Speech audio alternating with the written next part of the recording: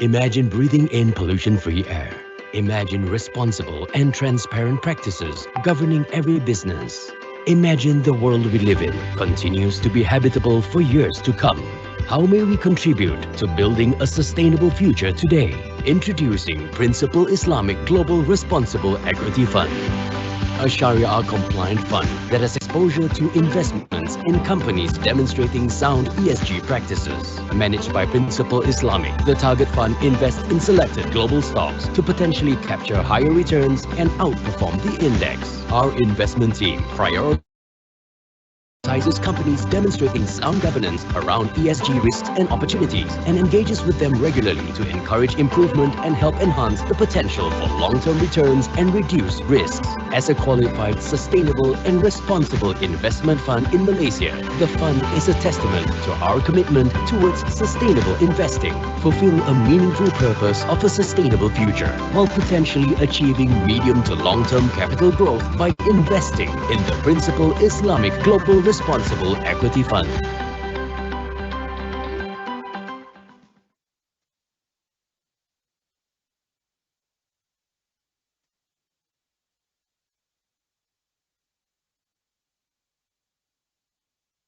Hi, a very good evening to all our webinar attendees.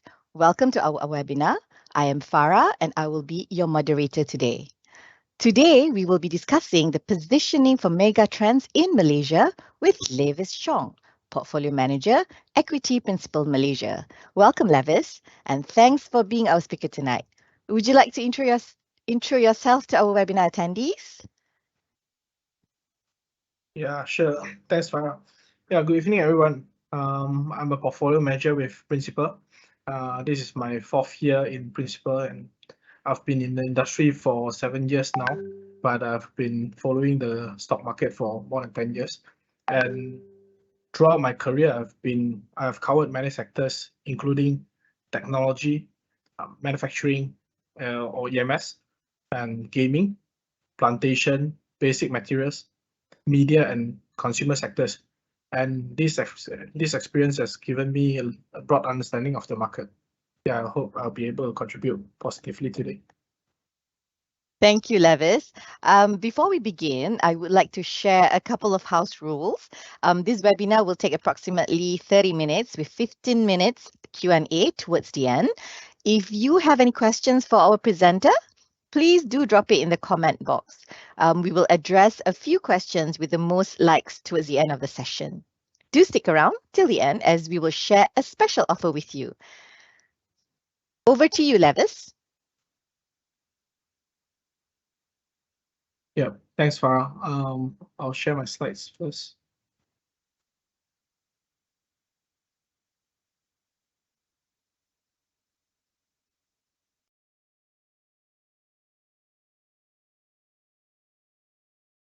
Can you all see my slides, Farah? Yes. Okay. Yeah, thanks again for taking your evening to join us today, everyone. So today's agenda will be, for today's presentation will be, I'll cover the macro first and talk about the 3 key questions for 2023 that everyone is asking, and followed by the mega trends that are happening, including AI, cybersecurity, smart city, and IC design. And if we have enough time, then I can also cover a few hot topics that the market is debating recently, like for example, whether the gloves have bottomed and whether the China +1 strategy still has room to run. Okay. So first, I think the 3 key questions for 2023 is, firstly, will there be a banking crisis or deeper than expected recession? And secondly, how sticky is inflation? And can the Federal Reserve tolerate a higher, longer-term inflation target?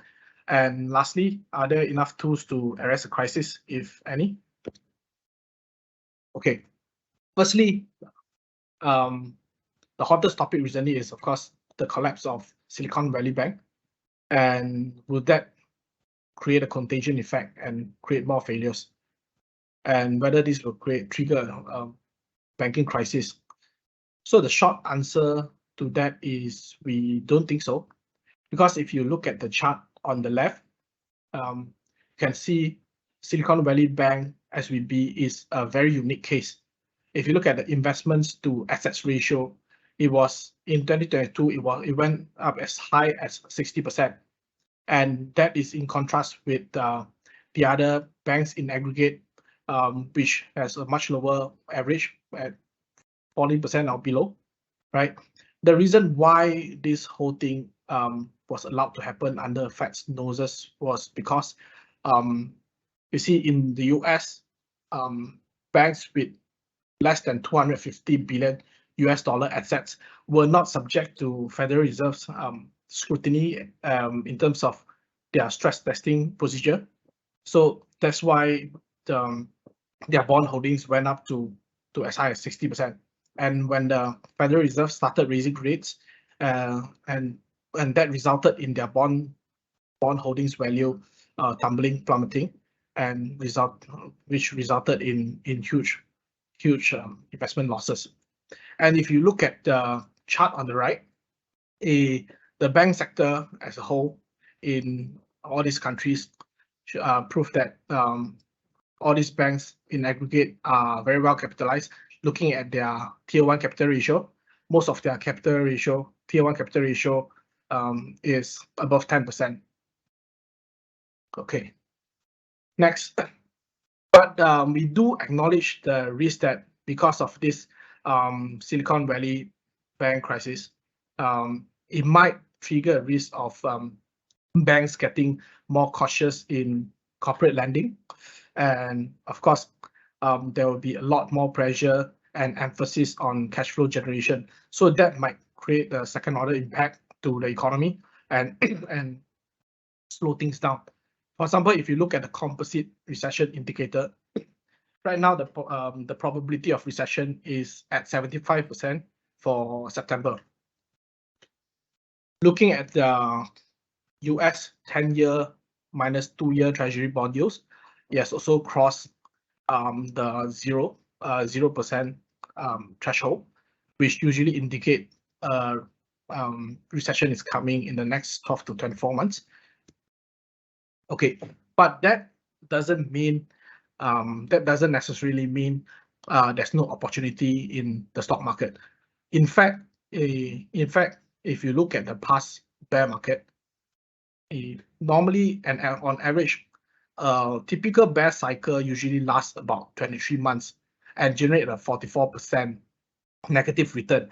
But if you look at S&P, last year, January 2022, the stock market has really started coming off from the peak, and we have already entered the bear market for the 16 month now.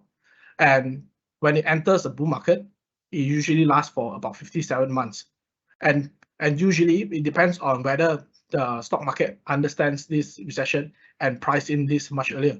If the stock market price in this much earlier, the recovery might well come way earlier than the recession before the recession ends. Okay. Next, we are also observing some pockets of optimism. If you look at the personal spending in US, it has ticked up recently on a year-on-year basis. And in terms of the pending home sales in the US, it has also gone back to the positive territory on a month-on-month basis. And zooming into Asia, we expect Asia to outperform the developed world in 2023. In the past, the three key factors that determines Asia's relative performance was firstly the EPS growth. Okay, if you look at the 2023 EPS growth, we expect Asia to outperform the rest of the world. And second factor is the China manufacturing PMI. And as you can see here again, in 2023, the PMI has already crossed above 50. And lastly, the US dollar direction, index direction, also plays a key role. I'll talk about it in the next slide. Okay, as you can see in this chart over here, there's a very clear inverse relationship between the dollar index and the MSCI emerging market index. As you can see, the brown line, which is the dollar index, as it goes up, it triggers a weakness in the emerging market index, and vice versa. So right now we are looking at a potential peaking of U.S. interest rate and even a potential pivot, probably by end of this year.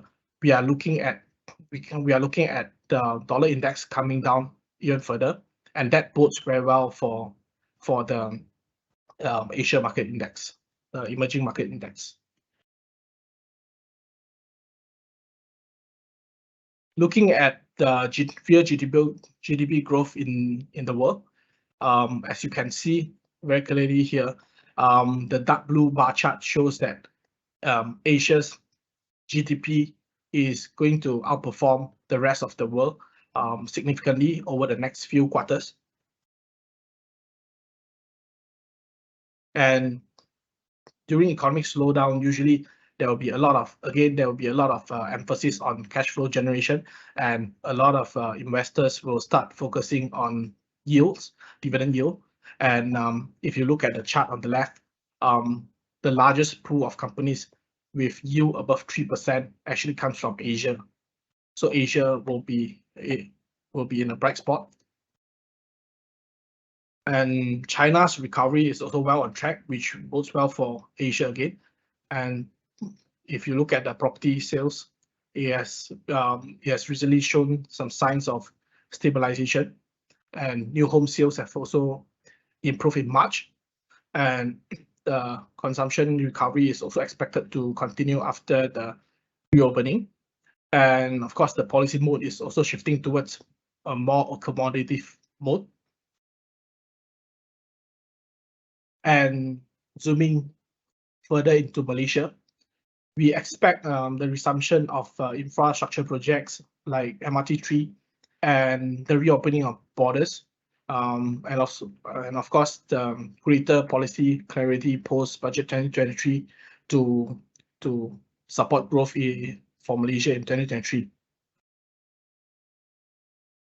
In terms of valuation, if you look at Asia, we are only slightly, we are actually very close to the 15-year average already, and ASEAN is already at the average 15-year average, and coming to Malaysia, we are already below the 15-year valuation average, which makes us very attractive. Okay, to second question, whether inflation is sticky and whether this inflation is happening. Okay, if you look at this chart from right to left,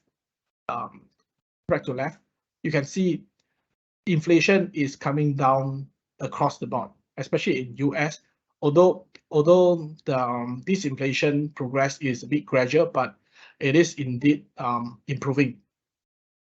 If you look at looking at our forecast, if we assume the current momentum to continue, we expect the US CPI inflation to gradually come down 3.6% by June 2023, which is 2 months away. And breaking down the inflation, the greatest contributor comes from housing sales and food, as represented by the blue line here and the purple line here. So looking at the US home price, you can see the national home price as represented by the blue line has already started to turn, and that usually is a leading indicator for the US CPI Urban Consumer Shelter Index.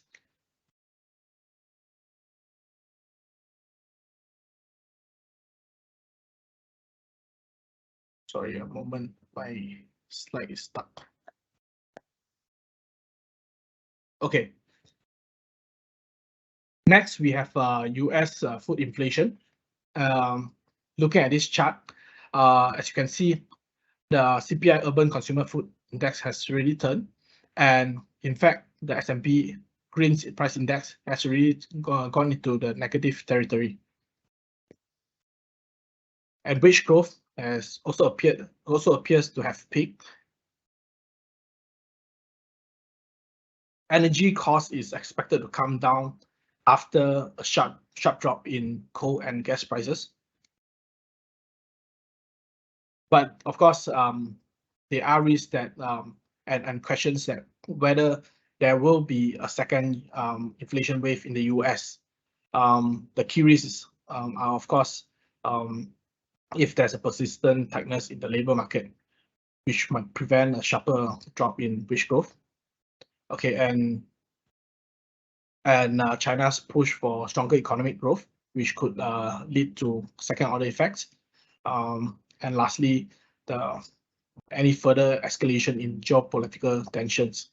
So if inflation doesn't fall sufficiently, that would limit the Fed's ability to pursue looser monetary policies. Moving on to the third question. So what tools do we have if there's a recession coming?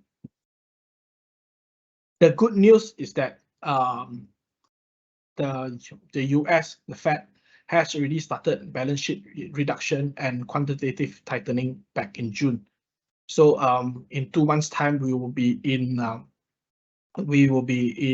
1-year anniversary of quantitative tightening. So if any recession, and if recession does come, the Fed can potentially go back into quantitative easing mode to rescue the economy and backstop the economy. Looking at this chart, Fed rate is expected to peak soon and possibly even pivot by the end of this year. So if rate comes down, that bodes well for equity market. And nowadays, responses by policymakers are getting faster and a lot more coordinated. And here are some of the things that the regulators can do if there's a recession. Like, for example, they can work with professional bodies, like accounting bodies, to redesign accounting standards and suspend mark-to-market rules, like they did back in GFC, the global financial crisis. Secondly, they can change the rules on the access to critical funding or liquidity. For example, they can switch US dollar swap lines from weekly to daily, as what they did just last month, and also during COVID. And of course, lastly, the FDIC, the Fed, and the Treasury, they can work together and cooperate to enhance the effective deposit insurance. Okay, moving to the mega trends, which is the key topic of today. The first mega trend that I want to talk about is AI and also ChatGPT. Now ChatGPT is almost synonymous to AI. Okay. Sorry, Farah, can I check whether my slides are moving in tandem with my timing? Yes. Okay, yeah. So Go ahead. okay, so to play this AI team, right? There are 2 ways to play it. Of course, the first way is to play the hardware and infrastructure market, and the second way is to play the leading use cases and the end applications. So so for first play, right, for hardware and infrastructure, the first easy play is to play the GPU, which stands for graphic processing unit, and also servers, and also the servers market. So just to give some context to you, for every ChatGPT query that you enter when you go to their website, right, it will take 8 key steps, including from tokenization, mapping, embeddings, to all the way to decoding, right? And all this individual ChatGPT query involves 400 quadrillion operations. And if you look at the volume each day, right now, ChatGPT, we are talking about tens of million, maybe 10 to 14 million ChatGPT queries every day. Compared to Google, Google is doing about 8 to 10 billion search queries every day. So if you assume that AI chat queries will go to the scale of Google one day, maybe in the next 3 years, it can potentially mean the GPU market is 100 to 200 billion. Okay. And the next play is the servers. Okay. If you look at the table on the left, you can we sum up here. You see, in a normal enterprise server or a plain vanilla server, if you add the cost of CPU, DRAM, GPU, network chips, it sums up to be about $3,600. But when we go into AI interference server and AI training servers, we are talking about higher memory, higher DRAM needed, a stronger GPU needed.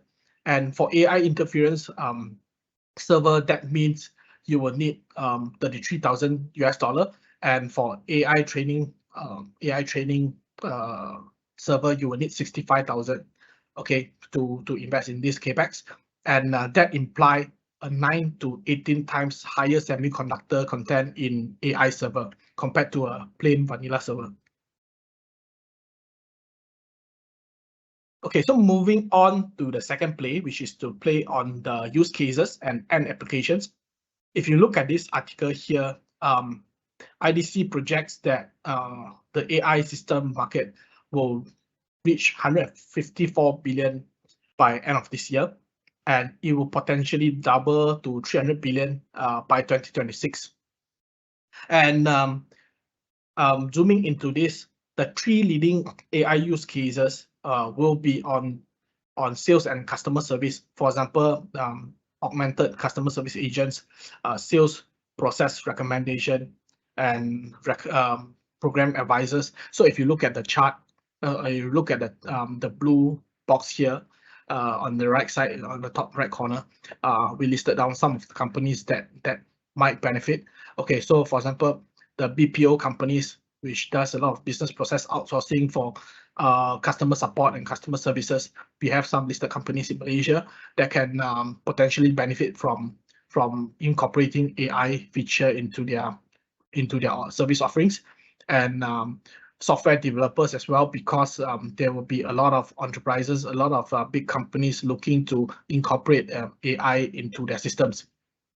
And the other use cases that are coming up is also threat intelligence and prevention systems, and fraud analysis and investigation. So that would benefit players in the cybersecurity space.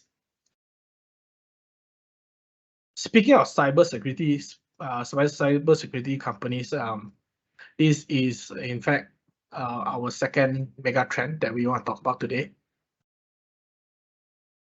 Okay, in Malaysia, the cybersecurity industry remains very underpenetrated, and the industry prospects remain very robust, driven by three key factors.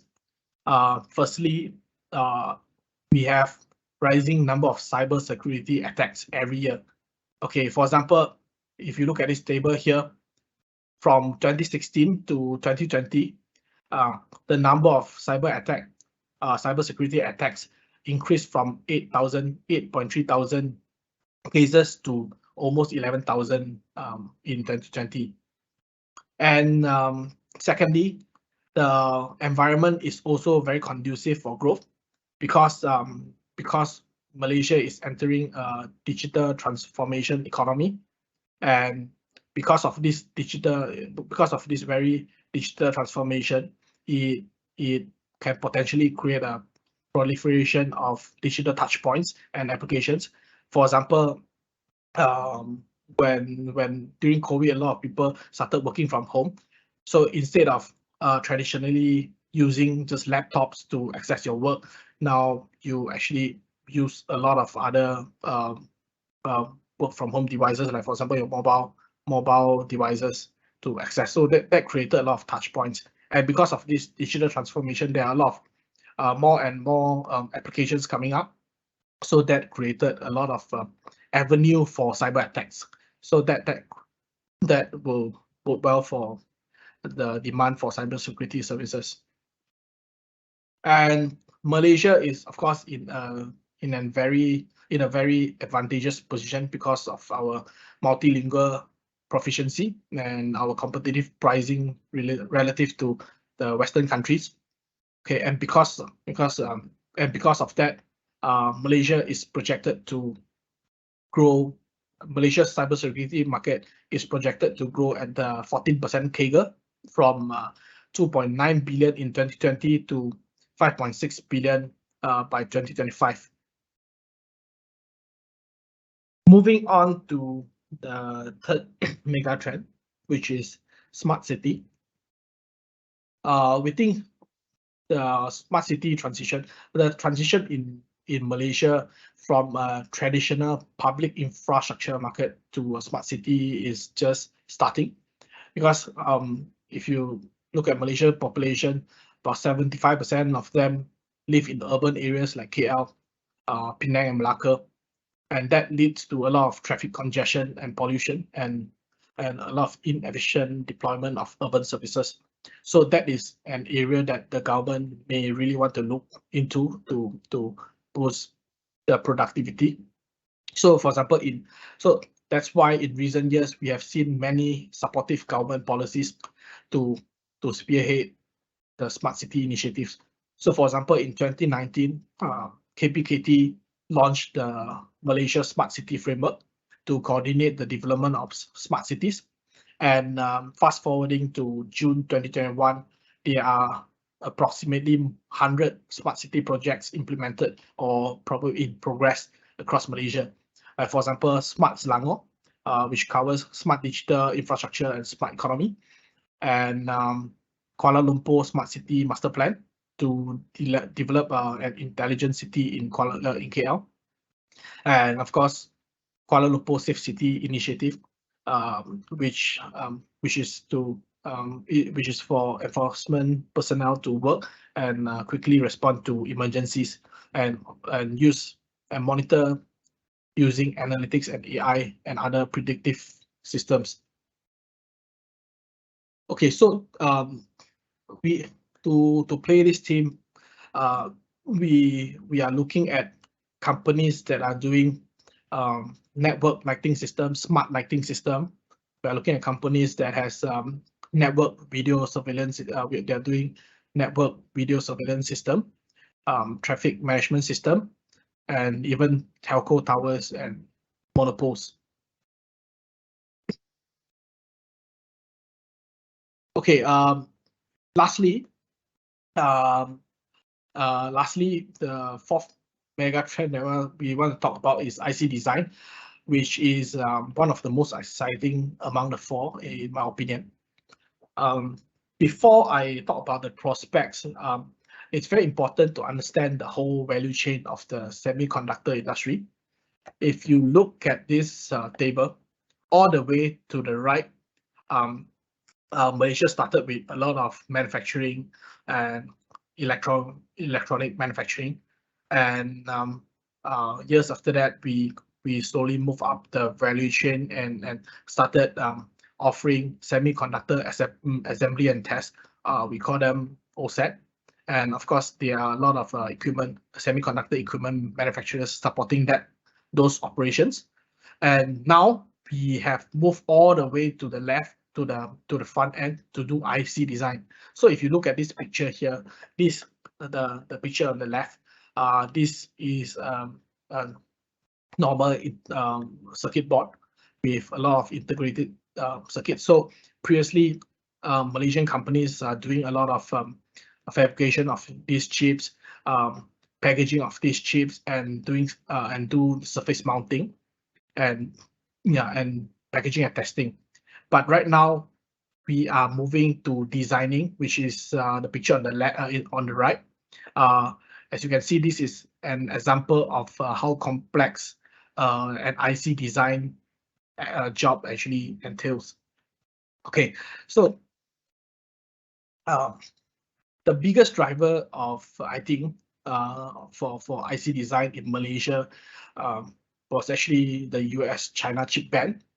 I think because of this US-China chip ban, it has forced China to develop their own semiconductor capabilities. And because of Malaysia's 50 years of E&E history and our experience of working with multinational companies like Intel and all, we have developed very strong capabilities in IC design, and that has led to swarming inquiries and job flows from China to Malaysia with regards to IC design. And of course, secondly, we have continuous technological advancement that are driving demand. For example, 5G, AI, which we just talked about, autonomous driving, Industry 4.0, and during this economic slowdown, it also makes a lot of sense for multinationals to increasingly outsource their secondary IC design jobs because as you can see from the headlines, a lot of multinational companies are cutting jobs, cutting tens of thousands of jobs every other day, and the sole purpose of this is, of course, to save costs, and that's why Malaysia stands to benefit because of our competitive pricing relative to Japan and Taiwan. And if you think about it, if you are a multinational company in US and you outsource the engineering work to Malaysia, you get an automatic discount of 75% just from the currency saving. Okay, and of course, IC design is a very big bucket. According to TSIA, the IC design sales almost amounted to close to $1 trillion by now. Yeah, and the next major rating for the IC industry will be these IC design companies' ability to develop their own IP and commercialize them. So to think about it, you can think of NVIDIA and Broadcom, but the Malaysian version. But in fact, Broadcom is actually run by a Malaysian. Broadcom's market cap is almost 1 trillion ringgit, actually more than 1 trillion ringgit. Okay, throughout my career, 7 to 8 years covering the technology sector, I have witnessed how the technology sector has seen we have seen how Malaysian OSAT players, like for example Inari, benefited from the initial OSAT boom in Malaysia, and few years after that, we started seeing a lot of equipment makers coming out, like for example Pentamaster with Trox, and right now we have IC design companies that are the first IC design IPO that's coming up. That's why we think this is only the beginning, and this is the dawn of the next tech boom in Malaysia. Okay, Farah, Yes. do we still have time or time's up? It's almost 9 p.m. Is there more to go on your side? The rest are the bonus topics. So Okay. yeah, if the time is up, then we will go straight into Q&A. Yes, we do have few questions. Mm-hmm. Okay. However, before that, thanks, Levis, for the insightful presentation. Okay, so before we begin the Q&A, we would like to share with you our current offer. So the current offer is steer your investment in the right direction to achieve your long-term financial goals. Top up your investments or begin your investment journey online with us using cash to earn up to RM188 Touch and Go e-wallet credit. This campaign is applicable for cash investments made through our online investment portal. And don't forget to include the offer code Preserve Capital FI to be rewarded. And for your information, this offer ends on the 30th of April 2023. Terms and conditions apply. And for the full campaign details, it is you can view in the comment box. Okay, so Levis, we do have few questions. So question number 1, which fund can I buy in into in order to position for these teams? Okay. We do have a couple of funds that built based on this whole team. Mhm. Like for example, we have Principal Islamic Small Cap Opportunities Fund, and we have Principal Islamic Enhanced Opportunity Fund, and yeah, these are the funds that are built to benefit from these teams. I think, yeah. Okay. Next question is, will the recent semiconductor slowdown be like the dot-com bubble back in 2000? Oh, wow, that's an interesting question. Yeah. Yeah. Okay. I think the difference here is in 2000 there was a lot of hype on internet, on the big buzzword internet, right? But internet, of course, you need a lot of time to build undersea cable. You need a lot of time to build the infrastructure. But this time is different. I think this semiconductor slowdown is not the same as the slowdown back in 2000, because it's not an everything bad situation, because now we have AI bolstering the demand for semiconductor, and to go into AI, we really have to invest in a lot of GPU and server chips immediately, and that shortens the semiconductor industry recovery cycle, I think. Yeah, so I don't think we should it's not an apple to apple comparison, and we think this time around things are looking a lot more positive compared to 2000. Yeah, a lot more resilient. Sorry. I see. Yeah. Okay. So the third question for tonight is, when can the tech sector recover? When can the tech sector Mhm. recover? Okay, if you look at global semiconductor sales, right, it actually started entering the negative territory in terms of year-on-year growth. It started entering the negative territory back in July last year. So by now, April, we are in well, we are close to 9 months into, right? 9 months, right? Yeah, 9 months into the slowdown. And on average, in the past 40 years, right, the semiconductor down cycle lasts for about 12 to 13 months. So we are more than halfway there. So probably we are couple of months away. And even back in 2000, the down cycle lasted for only 16 months. So yeah, we are definitely more than halfway there, I think. Okay. Hmm. So the next question is, how do you get exposure to all these mega trends? And I thought the Malaysian market is dull and boring. I I think I answered that in my second question, is to Okay. of course invest in some of the principal funds, I think. Yeah. Yeah. Okay. So let's see, do we have any more questions?